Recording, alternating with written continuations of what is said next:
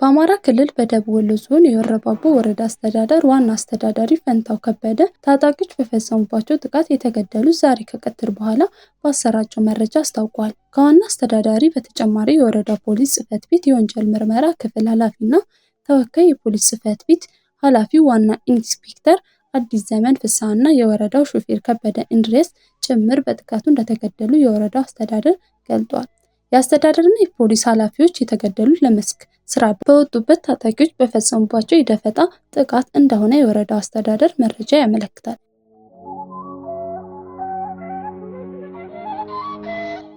የትግራይ ጊዜያዊ አስተዳደር የክልሉ ሰላምና ጸጥታ ቢሮ በ3 የጸጥታ ኃይሎች ላይ የተላለፈው እገዳ ቢሮ የአንድ ቡድን ወታደራዊ ክንፍ መሆኑን በተግባር አሳይቷል በማለት አውግዟል። ቢሮውን በመወከል መግለጫ ያወጡት አካላት አስቸኳይ እርምጃ ካልወሰዱ ለሚመጣው ችግር ሙሉ ኃላፊነት መውሰድ አለባቸው በማለት አስጠንቅቋል። ጊዜያዊ አስተዳደሩ ይህንን ያለው የጄኔራሎች እገዳ ተቃዋሚ አሰራርና ሕግን ያልተከተለ ነው በማለት ቢሮው ውድቅ ማድረጉን ተከትሎ ነው። ደብረጽዮን ገብረሚካኤል የሚመሩት የህወሓት ክንፍም እገዳው ሕገወጥና የክልሉን የጸጥታ ኃይል ለማፍረስ የሚካሄደው ሴራ አካል ነው በማለት ኮንኖታል። የጊዜያዊ አስተዳደሩ ፕሬዝዳንት ጌታቸው ረዳ የጸጥታ ኃይል ወደ እርስ በርስ ግጭት የሚያስገቡ እንቅስቃሴዎች ሊቆሙ አልቻሉም በማለት የጸጥታ ኃይሎች አዛዦች የሆኑት ሜጀር ጀነራል ዮሐንስ ወልደጊዮርጊስን፣ ሜጀር ጀነራል ማሾ በየነና ብርጋዴር ጀነራል ምግበ ኃይልን ትላንትና በጊዜያዊነት ማገዳቸው ይታወሳል።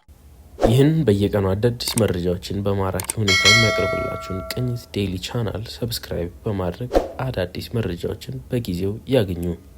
በደብረጽዮን ገብረሚካኤል የሚመራው የህወሓት ክንፍ በራሱ ስልጣን ለአዲግራት ከተማ አስተዳደር ከንቲባነት የሾመው ረዳኢ ገብረ እግዚአብሔር ዛሬ ስራ መጀመራቸውን አስታውቋል። የደብረጽዮን ክንፍን በክልሉ ጸጥታ ኃይሎች አንዳንድ አዛዦች በመታገዝ በደቡባዊ፣ በደቡብ ምስራቅና በምስራቃዊ ዞኖች እንዲሁም በመቀሌ ከተማ አስተዳደር በኃይል ለመቆጣጠር ዝግጅት እያደረገ ነው በማለት ጊዜያዊ አስተዳደሩ ሰሞኑን ክስ አሰምቶ እንደነበር አይዘነጋም።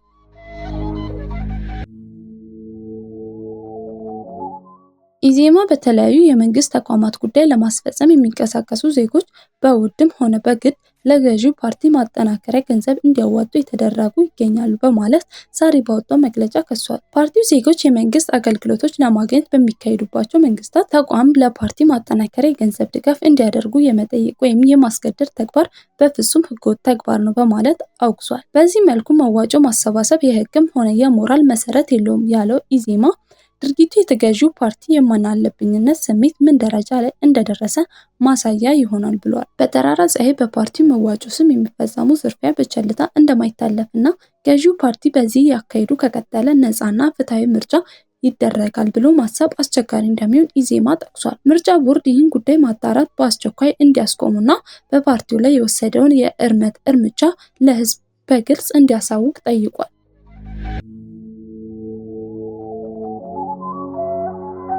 ሴሌክት ዋን የተባለ በአማራ ክልል በምዕራብ ጎጃም ዞን በአበባና የፍራፍሬ ልማት ኢንቨስትመንት ተመስርቶ የነበረው ጀርመን ኩባንያ ከክልሉ ጠቅልሎ በመውጣት ኢንቨስትመንቱን ወደ ኬንያና ኡጋንዳ ማዛወሩን በድረገጹ ባሰራጨው መረጃ አስታውቋል። ኩባንያው ከክልሉ ለመውጣት በምክንያት የጠቀሰው ክልሉ ያለውን ያልተረጋጋ ፖለቲካዊ ሁኔታና ወታደራዊ እንቅስቃሴ እንዲሁም የሰራተኞቹ ደህንነት ሊጠበቅበት የሚችልበት ዋስትና ማግኘት አለመቻሉን ነው። ኩባንያው በክልሉ በተሰማረበት ኢንቨስትመንት ባለፉት 2 ዓመታት ዋና ዋና የሎጂስቲክስ ችግሮችን ለመፍታት ከፍተኛ ጥረት ቢያደርግም ችግሮቹ በዘላቂነት ሊፈቱ ሳይችሉ እንደቀሩ ገልጿል። በዞኑ በሰሜን አስቸፈር ወረዳ ቁንዘላ ከሚገኘው የአበባና ፍራፍሬ ልማት ኢንቨስትመንቱን ጠቅልሎ የወጣው ኩባንያው ኬንያና ኡጋንዳ ውስጥ ተመሳሳይ ምርቶች ማምረት ጀምሬያለሁ ብሏል።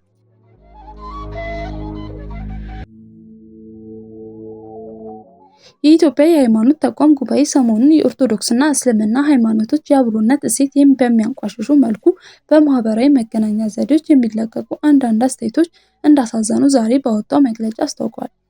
ጉባኤው በሃይማኖት ሽፋን አብሮነት ሊሸረሸሩ የሚችሉና ግጭት ቀስቃሽ መልእክቶችን የሚያስተላልፉ አካላት በጽኑ እንደሚያወግዙ ገልጧል። ይህን በየቀኑ አዳዲስ መረጃዎችን በማራኪ ሁኔታ የሚያቀርብላችሁን ቅኝት ዴይሊ ቻናል ሰብስክራይብ በማድረግ አዳዲስ መረጃዎችን በጊዜው ያገኙ።